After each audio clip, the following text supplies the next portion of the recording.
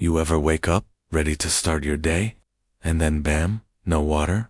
No warning, no notice, just dry taps and a lot of confusion. That's what happened to me. At first, I thought it was a city issue, or maybe a busted pipe, but nope. Turns out, someone in my neighborhood had made that call on purpose. Her name, Karen, and not just any Karen. She was the president of our HOA, and she decided I didn't follow the rules, so she cut off my water. Just like that. But what she didn't know was that I wasn't going to take it lying down. This is the story of how I went from being just another homeowner to exposing the biggest HOA scandal in our neighborhood and taking Karen down in the process. So grab a drink, because I sure couldn't when this started, and get ready for a wild ride. And hey, if you like stories where the underdog fights back and wins, hit that subscribe button, because tomorrow's video has a twist you won't believe. Trust me, you don't want to miss it. Let's jump in. Some battles don't start with fists or fire. They start with silence. Like turning a tap and hearing nothing. No drip, no trickle, just air. That was my reality one morning. No warning, no explanation. 1 minute I'm getting ready for work. The next, I'm staring at a dead faucet and a very bad feeling in my gut. I checked everything. Pipes, valves, even called the city. But the truth was worse than I expected. Someone had pulled the plug on purpose, and that someone was Karen. Not just any Karen. Oh no. She was the president of our local HOA, the queen of petty rules, arbitrary fines, and pastel cardigans. She claimed I violated landscaping regulations because, get this, my grass was too patchy near the mailbox. Mind you, I'd just laid fresh sod a week ago. But apparently, it wasn't up to HOA aesthetic standards. So she decided to punish me, personally, and without warning. She had my water shut off. That morning, as I scrambled to figure out what had happened, I called the utility company. They were confused too. Says here, the HOA requested the suspension for non-compliance, the rep said. My jaw nearly hit the floor. Since when can an HOA just shut off my utilities? Well, apparently, they couldn't. Not legally, anyway. But Karen didn't care about legal. She cared about control. I drove to the HOA office, more like a spare room in Karen's oversized McMansion, and demanded an explanation. She greeted me with that smug little smile, arms folded like she was expecting me. Oh, yes, she said. We notified you last week by mail. I never got a letter. She shrugged. It's not our fault if you don't check your mailbox. That's when I knew this wasn't about grass or landscaping. This was about her. She didn't like me. Maybe I parked too close to her mailbox once. Maybe I didn't wave that one time we passed each other. Who knows? But she'd picked me as her next target. Now, I could have yelled. I could have argued. But I didn't. Instead, I went home and started planning. What Karen didn't know, what she couldn't know, was that I wasn't just some clueless homeowner. I had a background in local governance. I knew how bylaws worked, how special meetings got triggered, and most importantly, how to remove an HOA president. But first, I needed ammo. I started talking to my neighbors, quietly, casually, just asking questions. And that's when the stories started pouring out.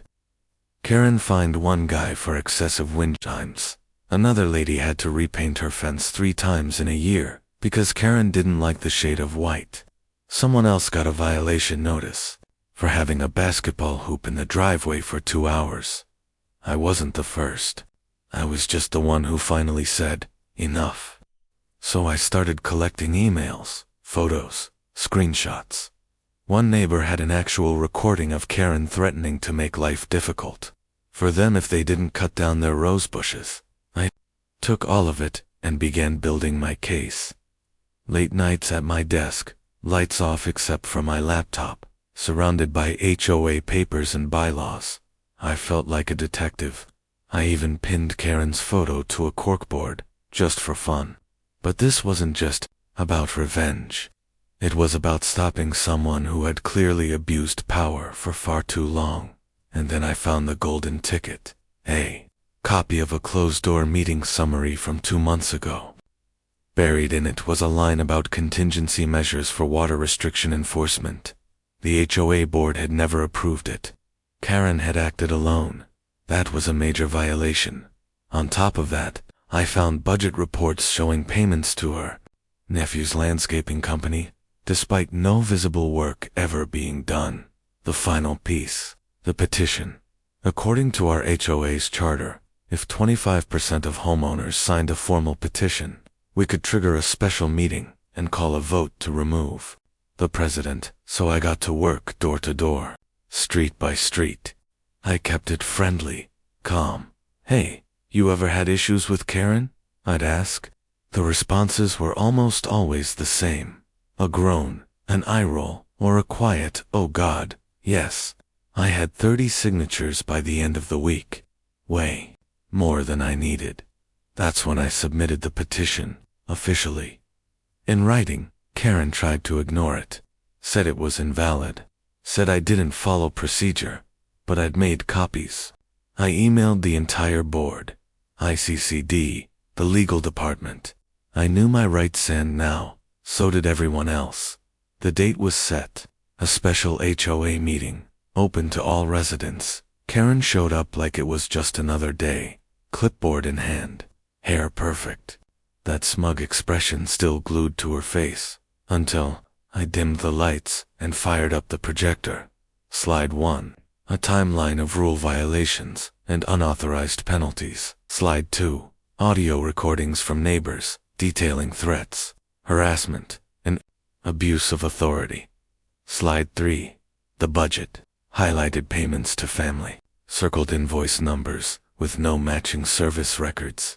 And finally, Slide 4. A scanned copy of the illegal water shutoff request, with her signature at the bottom. The room was silent. Then the murmurs started. Then the phones came out. Karen tried to defend herself. Tried to blame bad communication, clerical errors, even the city itself. But no one was buying it. The vote was held right there. 82 homeowners present. 16-9 voted for removal. The rest abstained. Karen was done, removed. Officially, she stormed out of the building before the papers were even signed.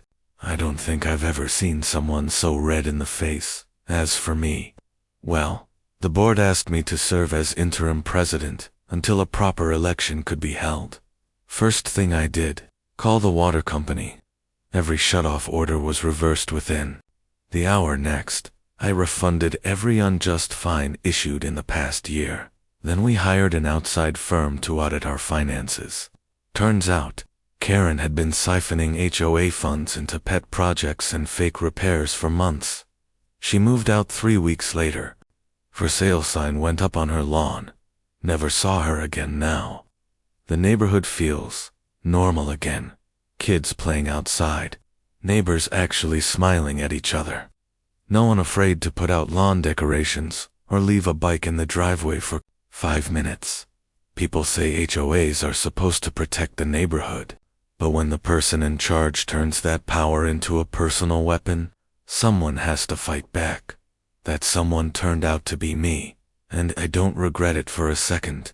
You never know how much water matters until someone takes it from you, out of spite. But you also never know how strong a community is until someone tries to divide it. If you're dealing with a Karen in your life, let this be a reminder. Paper trails matter. Knowledge is power. And when people stick together, even the biggest HOA bully can't stand forever. Thanks for watching, and hey, if you enjoyed this story, hit that subscribe button, because tomorrow's video has a twist even crazier than this one. Trust me, you don't want to miss it. I'll see you then.